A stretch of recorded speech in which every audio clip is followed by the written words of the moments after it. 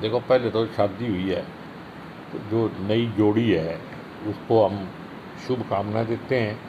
और इसमें सबसे अच्छी बात यह है, इस बात का भी एक शुभ संकेत है कि पंजाब के मुख्यमंत्री की जो बीवी बनी है वो हरियाणा की लड़की है। तो आने वाले समय में जो हरियाणा पंजाब के रिलेशन है वो भी सुधरेंगे, आपस में रिश्तेदारी होगी। तो वो किस तरीके से सुधरेंगे? क्या सर हरियाणा के लोग ये उम्मीद करें कि जो वर्षों से पानी का मुद्दा उलझा हुआ है, for example Sutlej Yamuna link का जो लोगों को तो पता नहीं, पर मेरे दिमाग में ये बात आ रही है कि मुख्यमंत्री जी को अब इतना तो काम करना ही पड़ेगा कि हमारे हिस्से का पानी हमारे को दे दे। रिश्तेदारी होगी ना तो, और रिश्तेदारी का मामला है, अगर रिश्तेदारी निभाएगा तो हरियाणा के हिस्से का जो पानी है वो हरियाणा को देना चाहिए। ये मुख्यमंत्री की पहली जिम्मेदारी है, वरना फिर उधर ससुराल में आना मुश्किल हो जाएगा। हक भी बनता है पत्नी यदि अपने पति को कहती है। नहीं नहीं, फिर हम रोड़ा भी करेंगे लड़की सर है उसका है। सारा बता रहे थी, सारा काम जो है केजरीवाल जी करेंगे। नहीं नहीं, केजरीवाल के पल्ले कुछ नहीं है। दिल्ली का हम तो पंजाब के मुख्यमंत्री से बात कर रहे हैं, वो तो दिल्ली का है, उसको तो पानी हम देते हैं, हरियाणा से लेता है वो। दिल्ली वालों को हम हरियाणा वाले देते हैं, हरियाणा वालों को पानी पंजाब वालों ने देना है। केजरीवाल अगर सही में ईमानदार आदमी हो तो उसको भी योगदान करना चाहिए, वो भी हरियाणा का है।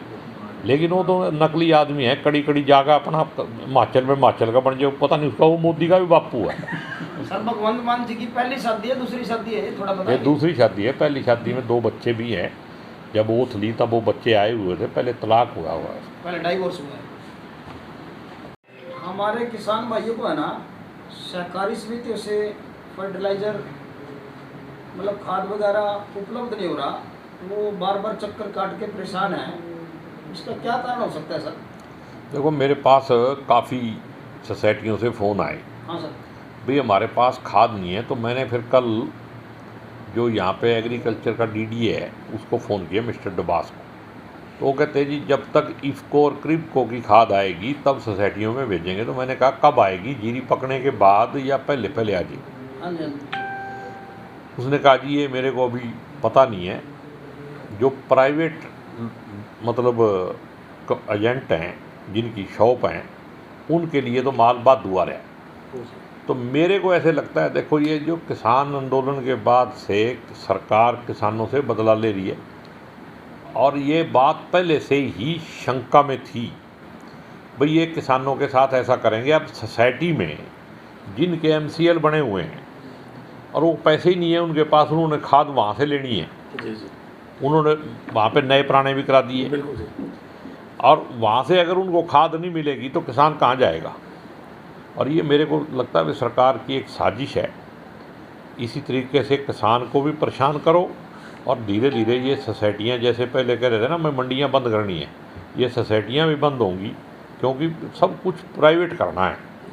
प्राइवेट प्लेयर को फ़ायदा होना चाहिए। अभी आपने सुना होगा कि यहाँ साइलो बनेगा, अब अडानी जी संध में भी आएंगे, संध की तरक्की हो जाएगी, अब चांद पे पहुँच जाएगा बस। प्रमोट किया जा रहा है। ये मंडी में जहाँ बैठ के हम कर रहे हैं, पता नहीं अगले साल ये रहेगी कि नहीं रहेगी। सीधी ट्रालियाँ वहीं जाया करेंगी सीलों में। नगर पालिका के चुनाव हुए हैं जी, और कांग्रेस का ही बना था चेयरमैन, तो उन चला गया भाजपा के पास, क्या करेंगे? देखो, जो कांग्रेस का था वो तो हार गया। अच्छा जी। और जो सो कॉल्ड कांग्रेसी था वो कांग्रेसी था नहीं।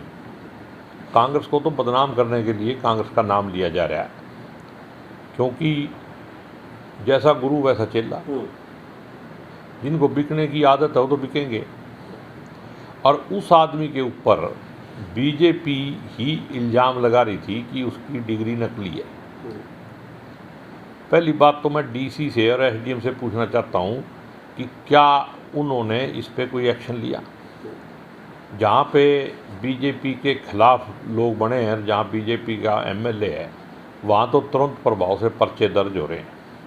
असंध वर्ग में क्यों नहीं कार्रवाई हो रही? इसका मतलब ये है कि ब्लैक मेल करके सिर्फ बीजेपी ज्वाइन कराना ही एक मकसद है, और यही बीजेपी का स्टैंडर्ड है। इसी में राष्ट्रवाद है, इसी में देश की भलाई है। तो ये बात जो आपने कही भी कांग्रेसी था, कांग्रेसी नहीं था वो। कांग्रेस में तो घुसपैठ करके वो कांग्रेस को बदनाम करने के लिए आया था, और कई लोग उसके जो साथ थे उन्होंने भी कांग्रेस का नाम लेके कुछ दिन अपनी ज़िंदगी काटनी है। कांग्रेसी वो है नहीं। तो क्या रहेगा उनका फिर, जैसे उन्होंने ज्वाइन की थी कांग्रेस, तो आप क्या मानते हैं आगे क्या रहेगा भविष्य में? देखो, अगर ये इल्ज़ाम सच्चा है तो देखो हम इस बात की लेके कार्रवाई करेंगे, और किसी भी तरीके से अगर सर्टिफिकेट जाली है तो फिर ये आगे बात नहीं बढ़ पाएगी, ना ये चेयरमैनी ऐसे चलेगी।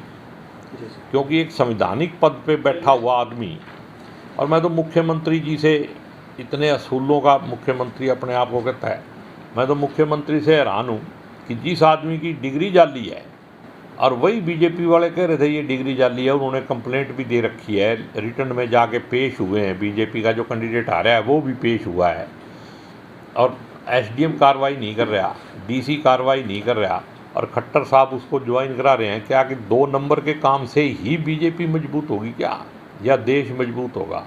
इसी से राष्ट्रवाद बढ़ेगा।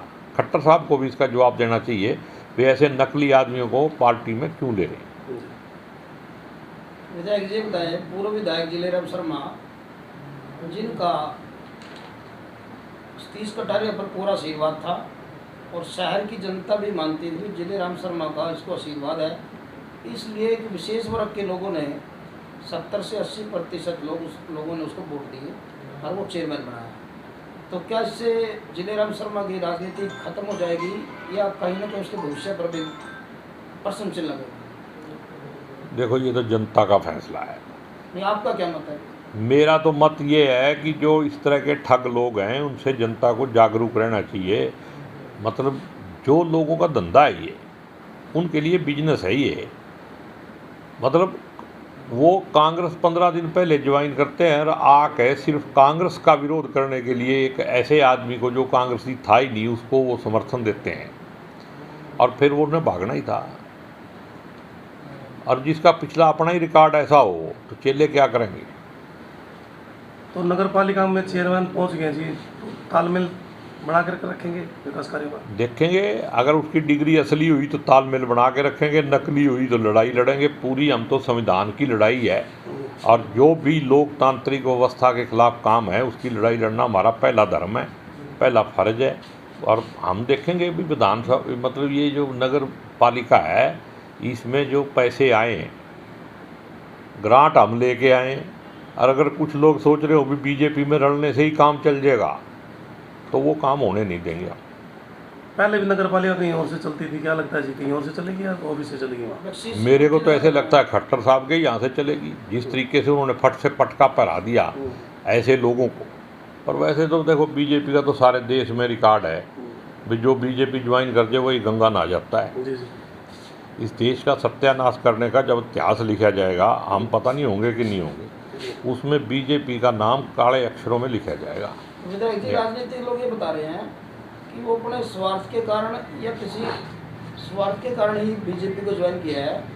ये क्लियर था कि उसका जो सर्टिफिकेट था 2018 वाला मैट्रिक वाला, वो कहीं ना कहीं उसको भी पता था कैंडिडेट को जो चेयरमैन बने हैं कि ये मेरा फर्जी है, और फर्जी में तू फंसेगा और फंसने के चक्कर में ही तू मरेगा।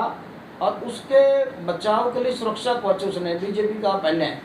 सुरक्षा कवच ये नहीं पहनता तो डीसी एसडीएम उसकी इंक्वायरी करा के उसका नुकसान कर सकते थे। देखो, इंक्वायरी तो अब भी होगी, बीजेपी उसको कुछ सांस दे सकती है वेंटिलेटर पे रख के, जिंदगी नहीं बख्श सकती। कह रहे जी 5वां यूनिवर्सिटी है तो उसमें जो आगे पास है। देखो, मैं इस पर कुछ नहीं कहता जब तक जांच हो के इसका रिजल्ट नहीं आता। मैं ऐरा गैरा बात करने में मेरा विश्वास नहीं है, लेकिन एक बात तय है कि अगर ये सच है तो फिर इसकी लड़ाई हम पूरी लड़ेंगे। जी विधायक जी, चेयरमैन के चाहे बाद बीजेपी हो चाहे बीजेपी का कोई भी हो, और मैं विधानसभा में मुख्यमंत्री से पूछूंगा भी ऐसे लोगों को आप मदद कर रहे हो, यही ईमानदारी है, यही राष्ट्रवाद है क्या? विधायक जी, चेयरमैन के बाद अब लगातार पार्षद को भी चुनना शुरू हो चुके हैं कि कौन पार्षदों में कौन वाइस चेयरमैन रहेगा। क्या लगता है कि इस बार भी भारतीय जनता पार्टी जो है पार्षदों पर दबाव के कारण या किसी प्रकार का लालच के कारण वाइस चेयरमैन अपना बनाने में संभव पाएंगे, या उसमें भी आपकी कोई भूमिका इसमें रहेगी? हमारी भूमिका तो रहेगी, हमारी वोट है, हमारे बगैर कैसे बनेगा? बाकी बीजेपी वाले अपना काम करेंगे, वो होने दो, फिर उसके बाद देखते हैं। विधायक शमशेर सिंह गोगी ने भी अपना पार्षद के लिए उम्मीदवार वाइस चेयरमैन के लिए उम्मीदवार चुन लिया है। ना, ये बातें बताने की थोड़ी होती हैं। मतलब तैयारी आपकी चल रही है? तैयारी पूरी है, हर चीज़ पे नज़र है, और पूरे मतलब हमारे बगैर बनेगा ही नहीं, जिसको हम चाहेंगे वही बनेगा। विधायक जी, जैसे सतीश कटारिया ने समर्थन दिया, बीजेपी को ज्वाइन किया है, तो लोग अपने आप को ठगा सा महसूस कर रहे हैं और ये कह रहे हैं भी शहर को इसने 50 लाख रुपए में बेच दिया। एंटी बीजेपी वोट मिला था जी, सारा का सारा उसको। देखो, इसमें मैं जनता के बारे में क्या कह सकता हूँ, लेकिन मैं तो ये कह रहा हूँ, पहले ही मैंने कहा है भाई, जनता को वोट डालने से पहले जागना चाहिए। पहले क्या पता नहीं था इसके बारे में, ये कैसा आदमी है। लोगों तो राम भगत झूठ को नहीं बोला है। अब मैं इसमें देख धर्म के मामले में देखो, मैं एक बात तो कह विश्वास किया सकता था लोगों हूँ, ने। जो आदमी धर्म का जाति का सहारा लेता है वो बुजदिल आदमी होता है। ऐसे लोगों पे विश्वास नहीं करना चाहिए। कोई अपील जी? मेरी तो जनता से यही अपील है कि वोट डालने से पहले आप धर्म और जाति मत देखो, कर्म देखो। आदमी के अंदर इंसानियत है कि नहीं वो देखो। धर्म और जाति से क्या होता है, आदमी के कर्म का फल मिलता है। या तो कृष्ण भगवान को ना मानो, उसको हटा दो बीच में से, और या फिर उसका आदमी का कर्म देखो। तो विधायक जी लास्ट में बताएं, जैसे कि सोहना नगर परिषद की चेयरमैन अंजू का सर्टिफिकेट जाली पाया गया और उसके खिलाफ भी मुकदमा दर्ज हो गया है। राजस्थान से वो राजस्थान से सर्टिफिकेट जाली आया था और राजस्थान जिस स्कूल से फर्जी लेकर गया है वो, उसके प्रिंसिपल के रिक्वेस्ट पर ही पर्चा दर्ज हुआ है। और सोहना के लोगों ने भी अपोज किया था कि ये फर्जी ही डिग्री है, जैसे सतीश कटारिया की फर्जी सर्टिफिकेट के बारे में बताया जा रहा है। और अभी 12 जुलाई को कुछ शहर के लोग हाई कोर्ट में रिट पिटीशन मतलब रिट करेंगे कि सरकार पे विश्वास नहीं है और इसकी फर्जी सर्टिफिकेट को जाली घोषित करके इसको पद से हटाया जाए। देखो, इसमें सोहना नगर परिषद तो एग्जाम्पल है। देखो, संभावनाओं के बारे में बात करने का कोई फ़ायदा नहीं है, लेकिन मैं तो पहले कह चुका हूँ कि डीसी और एसडीएम की जिम्मेदारी थी, इतनी देर नहीं लगनी चाहिए थी। यूपी कोई दूर नहीं है, एक एप्लीकेशन ये सीधी फॉरवर्ड करते पुलिस को, भाई आप जाओ और इसका पता चलाओ, ठीक है भाई, अगर ये गलत है तो इसकी एफआईआर दर्ज करो। तो वो काम उन्होंने अपनी जिम्मेदारी नहीं निभाई। इसके लिए डीसी ही जिम्मेदार है और एसडीएम जिम्मेदार है।